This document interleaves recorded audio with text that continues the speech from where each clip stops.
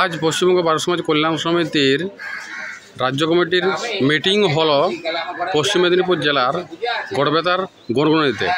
আচ্ছা, আপনারা কোথা থেকে এসেছেন? আমি আসি পুরুলিয়া থেকে, পুরুলিয়ার পাড়া ব্লকে।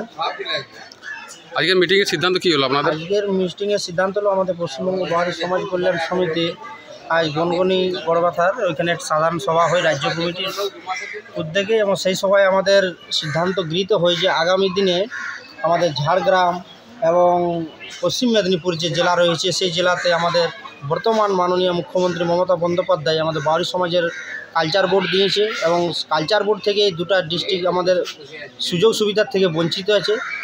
সেই জন্য আমরা এসেছি, এবং এইখানে আমাদের যে দুটা ডিস্ট্রিক্ট রয়েছে পশ্চিম মেদিনীপুর এবং ঝাড়গ্রাম, সেইখানে আমাদের সমাজে যারা এখনও সুযোগ সুবিধা পায় নাই, কেন পায় নাই, সেই জন্য আমরা এসেছি এবং আগামী দিনে সংগঠন এই দুটো জেলায় পরিপূর্ণভাবে বিস্তার করব। তারপর আগামী দিন আমরা মাননীয় মুখ্যমন্ত্রীকে জানাবো যে আমাদের এই দুটো জেলায় কেন বঞ্চিত করা হয়েছে, সেই বিষয় নিয়ে আমরা আগামী দিন কিন্তু নবান্নকে চিঠি লিখব আমরা রাজ্য কমিটির পক্ষ থেকে। এবং আগামী আমাদের যে মিটিং করার সিদ্ধান্ত আজকের সবাই গৃহীত হলো সেটা হলো আমরা নেক্সট মার্চ মাসের প্রথম সপ্তাহ দিকে আমরা ঝাড়গ্রাম জেলায় রাজ্য কমিটির সাধারণ সভা অনুষ্ঠিত। আপনার পরিচয়? আমার পরিচয়, আমি পশ্চিমবঙ্গ বাহারি সমাজ কল্যাণ সমিতির রাজ্য যুব সভাপতি শিব শম্ভু বাহারি। ধন্যবাদ।